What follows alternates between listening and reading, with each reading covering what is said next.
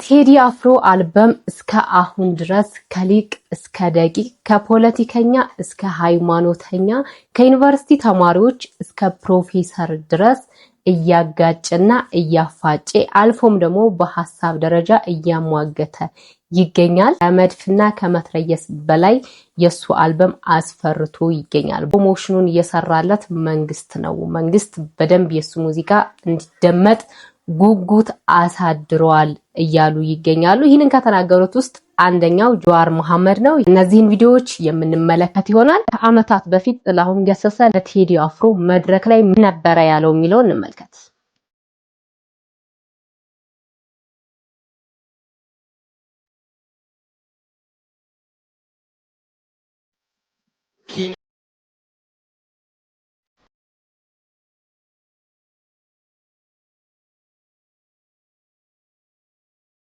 ይህን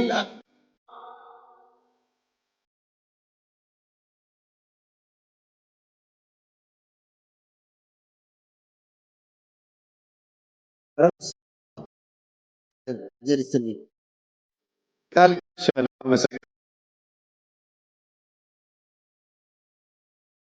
እኔ አንድ የመተን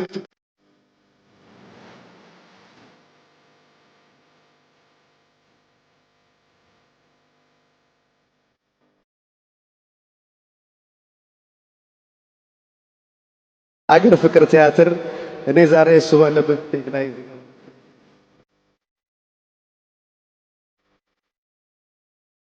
ስለዚህ ሁላችሁም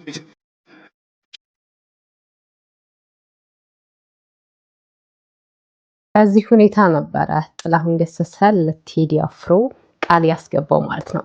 ኦርቶዶክስ ሃይማኖታችን ማንኛውንም ሙዚቃም ሆነ ዘፈን አትደግፍም፣ አታበረታታም። ማንኛውም ምዕመንም ሙዚቃ እንዲያዳምጥ አትፈቅድም፣ ምክንያቱም ኃጢአት ስለሆነ ማለት ነው። ቴዲ አፍሮን ስናነሳ ቴዲ አፍሮ ፍቅር፣ ሰላም ለሴት ልጅ ከዘፈነው በላይ ደግሞ ለሀገሩ የዘፈነው ፍቅር እንዲመጣ ፍቅር እንዲሰበክ ያደረገው አስተዋጽኦ ቀላል የሚባል አይደለም። ብዕሩ ፍቅርን ሰብኳል፣ የኢትዮጵያን ሉዓላዊነትንም ሰብኳል። አፍሪካን አንድ ለማድረግ የሞከረ ህዝብ ለራሱ አንድ መሆን አቅቶት ስቃይ ውስጥ ነው ያለው። በአሁኑ ሰዓት ሰው ዕዳ እየበላን አገር ለማስቀጠል አይቻልም እና የሚያሳዝን ትውልድ ነው። የዛ ትውልድ አካል ስለሆንን ነው በዚህ አይነት ጉዳይ ላይ እንድናተኮር ግድ የሆነው። እንደ መንግስት አንዳንድ ስህተቶችን ሲሰራ መሳሪያው ብዕሩ ነው፣ መሳሪያው ድምፁ ነው እና እንደ ሀገር አልፎም እንደ አፍሪካ ከአፍሪካም አልፎ ደግሞ እንደ ዓለም ቴዲ አፍሮ በጣም የሚወደድና ታላቅ ሰው ነው።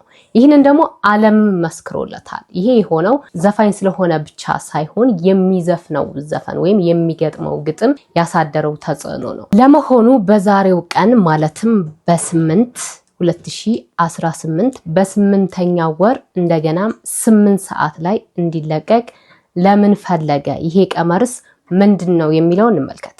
ሚያዝያ 7 የቴዲ አፍሮ አልበም ሊወጣ አንድ ቀን ሲቀረው የተሰሙ 3 አሳዛኝና አስገራሚ ነገሮች። ሶስተኛው ደግሞ እጅግ በጣም ይለያል። የመጀመሪያው ፕሮፌሰር ነብዩ ባዬ አስገራሚ መልእክት ነው። ይሄ መልእክት ከሱ ይወጣል ተብሎ አልተጠበቀም። በፌስቡክ ገጹ እንዳጋራው ከሆነ ሰው በትንሳኤው ልደቱን ሲያከብር በሙዚቃ ይዝናናል ብለሽ እንዳታስቢ ብሎ ተችቶታል። ይሄ ደግሞ ነብዩ ባዬን እጅግ እያስወቀሰውና ተማሪዎቹ ሳይቀሩ እየወቀሱት ይገኛሉ። ለቴዲ ከህዝብ ጎን መቆም ሲገባ እንዴት ይሄንን ትላለህ ብለው ቅሬታቸውን አቅርበውበታል። እውነት ነው። ነብዩ ባዬ ከ3-4 ወራት በፊት ሰርጸ ፍሬ ስብሐት ጋር ኢትዮጵያን አይድል ዳኛው ላ ነበር። ዛሬ ግን ቴዲን እየወቀሰው ነው። ሁለተኛው የምንወደው አብርሃም ወልዴ ነው። እሱም ከቴዲ ጎን በመቆም የዘንድሮው ጠበል ነው መሰለኝ የነካቸውን ሁሉ ያስለፈልፋል በማለት ሚያዝያ 8ን በጉጉት እየጠበቀ ይገኛል። ሶስተኛውና የመጨረሻው ነገ አልበሙ የሚለቀቅበት ቀን 8 ነው። ወሩ 8 ነው። የአልበሙ ትራክ ደግሞ 18 ነው። ታዲያ ስናመጣው 1888 ይሄ ምን ይነግረናል? ታላቁ የነጻነት ቀንን አድዋን ሰውየው ይቀኘዋል ነው የሚል በሚኒሊክ ሊመጣባቸው ነው። ክላሽ ሳይዝ በብዕሩ አገር የሚያናውጥ ሰው ቴዲ አፍሮ። ይህንን ኮድ ወይም 888 የሚለው በጣም ብዙ ትርጉም አለው። ስክሪንሾቱን አስቀምጥላችኋለሁ እዚህ ጋር። 8 ፍጹምነትን ያመለክታል። እንደውም በግሪክ 888 የኢየሱስ ክርስቶስ ስምን በቁጥር ሲቀየር 888 እንደሚሆንም ያስቀምጣል። 8 በራሱ ፍጹምነትን መትረፍረፍን የሚያሳይ ነው በፊደል ቀመር ማለት ነው። አልበሙ ርዕስ በራሱ ወደ ቁጥር ተቀይሮ ሲደመር 8 ይሰጣልና 8 በጣም ብዙ ትርጉሞች አሉት። በዛም ነው ይሄንን ቁጥር የመረጠው። ቴዲ አፍሮ እንደሚታወቀው ሁሉን ነገር በቅኔ ነው የሚያደርገው። የዩኒቨርሲቲ ተማሪዎች ስለ ቴዲ ምን አሉ የሚለውን እንመልከት። ቴዲ የጆሮ ነፃ አውጪ ግንባራችን ነው። ግንባራችን ነው። የቴዲ ዘፈኖች በዩኒቨርሲቲ እንደ አንድ ኮርስ መሰጠት አለበት። የቴዲን ዘፈኖች አለመስማት ጎዶሎነት ነው። አዲሱ አልበም ቶሎ ተለቆ በእነንተና የታመሙ ጆሮአችን ይፈወስልን። ከቀናት በኋላ የቴዲን ቅኔዎች እንደጾሙ እንፈታዋለን። አይደለም እኮ ራሱን ቴዲ እናስፈታዋለን ለማለት ፈልጌ እንጂ እኛ ከየት አምጥተን እንፈታዋለን? አንቺ ከየት እንፈታዋለን እኮ። ሁላችንም እንደምናውቀው በአርቲስት ቲቪ ስለ አልበሙ መግለጫ ለመስጠት ተስማምቶ ነበረ። ነገር ግን ያ መግለጫ ሙሉ ለሙሉ ታግዷል። ያ መታገድ ደግሞ ብዙዎችን እያነጋገረ ይገኛል። እንዲያውም ያ መታገዱ ፕሮሞሽን ሆነለት እየተባለ ይገኛል። አንዳንድ የጥበብ ሰዎች ነን የሚሉ በዚሁ አጋጣሚ የቴዲ አልበም እንዳይደመጥለት በፋሲካ ያንተን ሙዚቃ ማንም ሰው አያዳምጥም በሚል ሃይማኖታዊ ጋር ለማገናኘት ሞክሯል። እኔ ጥያቄ እስከዛሬ የት ነበራችሁ? እስከዛሬ ለምን እንደዛ አላላችሁም? ለምን ሙዚቃ ኃጢያት ነው፣ በበዓላት ሙዚቃ መደመጥ የለበትም ለምን አልተባለም? አሁን ነው እንደ ሙዚቃ ኃጢያት መሆኑ ትዝ ያላችሁ? አሁን የሰውን ስራ ለማጣጣል ሲባል ነው እንደ ሙዚቃ ኃጢያት መሆኑና በሙዚቃ በበዓል ወቅት ሙዚቃ እንደማይደመጥ ትዝ ያላችሁ? እስከዛሬ የት ነበራችሁ? እዚህ በፊት ሙዚቃ ላይ ሲሰሩ የነበሩ አሁን ላይ የሱ አልበም ሊወጣ ሲል ብዙ ነገር እያሉም ይገኛሉ። አሙዙ ካሳም በተመሳሳይ ቴዲን ሲነቅፍ ተሰምቷል። ፕሮፌሰሩም በተመሳሳይ።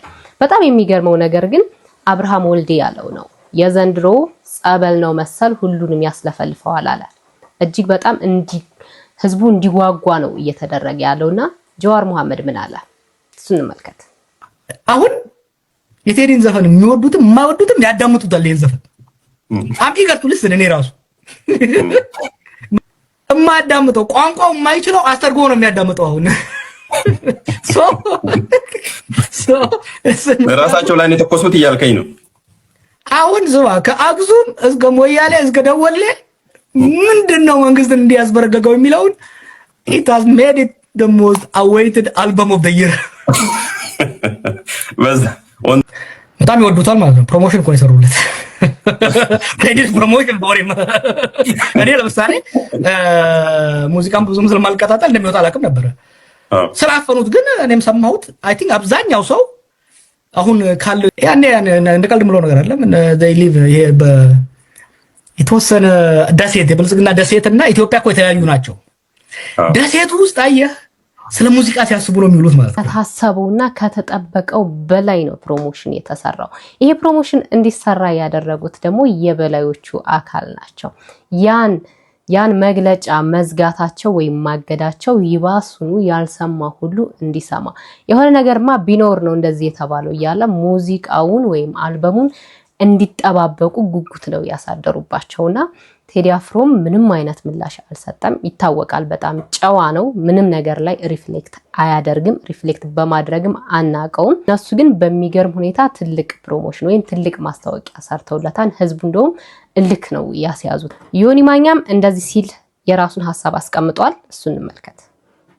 ቴዲ ጋር አትመጣጥንም። ቴዲ እውነቴን ነው ወንበር ላይ ከተቀመጠው ከዶክተር አብይ በላይ ኢትዮጵያ ላይ ቴዲ አፍሮ ክብር አለው። እውነቴን ነው የምነግርህ ቃል በቃል ቴዲ አፍሮ ወንበር ላይ ሀገር ከሚመራው ሰውዬ በላይ የኢትዮጵያ ህዝብ ያከብረዋል። ቴዲ አፍሮ የሰው መውደድ አለው አይደለም? ኢትዮጵያ ውስጥ በአፍሪካ ደረጃ የሚወደድ በዓለም ደረጃም የሚወደድ ሰው ነው። ፍቅርና ሰላምን በብዕሩና በዜማው የሚሰብክ አልፎም ደግሞ ለተቸገሩት ወገኖቹ የሚደርስ ዝምተኛው ንጉስ እያሉ ብዙዎች ይገልጹታል። አሁን ላይ የጥበብ ሰዎችንም ለሁለት ከፍሏቸዋል። ግማሾቹ ሲደግፉት፣ ግማሾቹ ደግሞ እየነቀፉት ይገኛሉ። ሙዚቃው እንዳይደመጥ የቻሉትን ያክል እየተሯሯጡ ይገኛሉ። በሚገርም ሁኔታ ይህንኑ የቴዲ አፍሮን አልበም ጴንጤዎችም ፕሮሞት እያደረጉለት ይገኛሉ። እንመልከተው። ይህንን ነገር ስናገር ጥፋ ብረር ውስጥህን መቃጠል ኤሌክትሪክ ያዝ ሊሊ ይችላል። ግን እውነታው እንደዚህ ነው። መላው ኢትዮጵያ የቴዲ አፍሮን ዘፈን እየተጠባበቀ ነው አላችሁ። እውነትህን ነው፣ እየተጠባበቀ አይደለም። የቴዲ አፍሮን ዘፈን ማውጣት ማልጠባበቅ እኔ ያለው ለምሳሌ ይኸውልህ ኢትዮጵያ ውስጥ ኢን ሚሊየንስ በጌታ የሆንን ዘፈን ወጣ አልወጣ ህይወታችን ላይ ምንም የማይፈይድልን ከእግዚአብሔር ቃልና ከእግዚአብሔር ሐሳብ ጋር የተስማማን ከቃሉ ውጪ የማንኖር በጌታ የሆንን ሰዎች አለን። ስለዚህ የቴዲ አፍሮን ዘፈን ማውጣት አንጠባበቅም እኛ ክርስቲያኖች። ከዚህ በፊትም አይታችሁት ከሆነ የሆነ ምርጫ ከመጣ የሆነ ሰው ስራ ከሰራ ቶሎ ብሎ ሃይማኖቱ ጋር ወስዶ ያገናኘውና የዛን ሰው ስራ ማጥላላት የለመደው ነው ይሄ ልጅ ማለት ነው። አሁን ደግሞ ሳያስበው ለቴዲ አፍሮ የሚገርም ፕሮሞሽን ነው እየሰራለት ማለት ምንም ስለ አልበሙ መውጣት አለመውጣት የማያውቁትን የሱን የሃይማኖት ተከታዮች አሁን ላይ አስታወቃቸው ማለት ነው። ዘፈን ሰምቶ የማያውቀው ሁሉ ምን ቢኖረው ነው ይህንን ያህል የተደረገው ብሎ በእርግጠኝነት ያዳምጠዋል። ዘፈኑን ማበረታታት ፈልጎ ወይም ዘፈኑን መስማት ፈልጎ ሳይሆን ምን ቢኖረው ነው ውስጡ ይህንን ያህል ፕሮሞት የተደረገለት ምን ቢኖረው ነው ብሎ እርግጠኛ ነኝ ምንም የማያውቅ ሰው ጠብቆ እንደሚሰማው እርግጠኛ ነኝ። ይሄ ደግሞ በተለያየ ምክንያት የሱ ሙዚቃ ወይም የሱ ዘፈን እንዳይሰማ የተደረገው ፕሮሞሽን ይባሱን ብሎ ህዝቡን ተቃራኒ ነው ያደረገው። ሰሞኑን ዶናልድ ትራምፕ ህዝቡን አስቆጥቶት ነበረ። ምንድነው ያደረገው የሚለውን እንመልከት። ዶናልድ ትራምፕ እብደቱን አሁንም ቀጥሎበት አሁን ደግሞ የማይነካን በመንካት እንደዚህ አሳይቷል። በኤአይ ጀነሬት የተደረገ እንደ ኢየሱስ ፖርትሬት የተደረገ ይህንን ፎቶ በትሩዝ ሶሻል ገጹ ላይ የለቀቀ ሲሆን ይህንን መልቀቅ ብቻ አይደለም የካቶሊኩን ጳጳስ ፖፕ ሊዮን ታዲያ በከፍተኛ ሁኔታ ተችቷል። ራሱን እንደ ኢየሱስ ያደረገው ዶናልድ ትራምፕ በቀጥታ ፖፕ ሊዮ ላይ ትልቅ የተባለ ስድብንና ትልቅ የተባለ እርግማንን ያወረደ ሲሆን እጅግ በጣም ደካማ ፖፕ ነው ሲል የገለጸ ሲሆን እንደዚሁም ደግሞ ኢራን ኒውክሌር እንድትይዝም የሚደግፍ እጅግ ደካማው ፖፕ ነው ሲሉ ገልጸዋል። ታዲያ እነኚህ ሊቀ ጳጳስ አሁን ላይ ፖፕ ሳይሆኑ በትክክልም ፖለቲሽያን ናቸው፣ ነገር ግን ባድ ፖለቲሽያን ናቸው ሲሉም አክለውበታል። ይሄ ጉዳይ ህዝብን በጣም አስቆጥቷል። በተለይ ክርስቲያኑን እንደ ኢየሱስ ክርስቶስ በመምሰል በኤአይ ጀነሬት የተደረገውን ፎቶ በራሳቸው ሶሻል ሚዲያ ላይ መለጠፋቸው እጅግ በጣም